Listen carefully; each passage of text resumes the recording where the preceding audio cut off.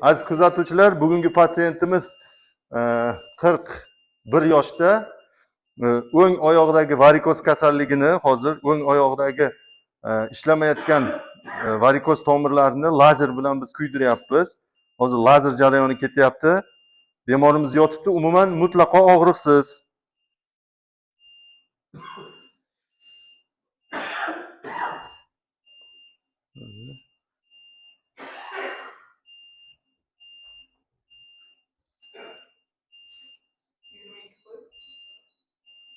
Evet, hızlı.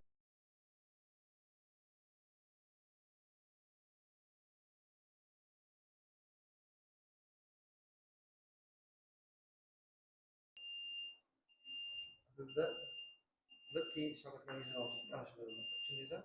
Tabiatda bir gapni olasiz. Aziz kuzatuvchilar, hozir mana ikkinchi venani biz lazer bilan yopyapmiz. Lazer bilan yopish jarayoni. Bemorimiz mana tinch yotibdi, mutlaqo og'riqsiz. Mana hozir tomirni ichidan lazer mana kuydirib ketayotganligi ko'rinib turibdi. Bizni kuzatishda davom etinglar. Biz sizga natijalarimizni ko'rsatib boramiz.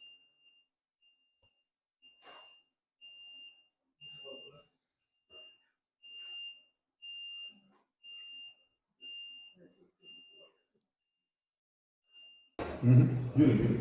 Aynen hep gelsin. Ne gel? Ne gel? Gel.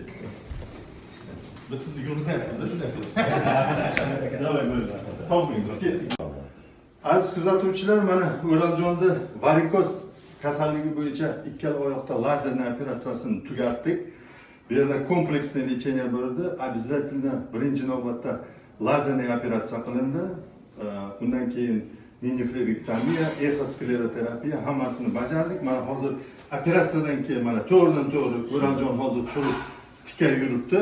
Mana bemalol ishsa bo'ladi.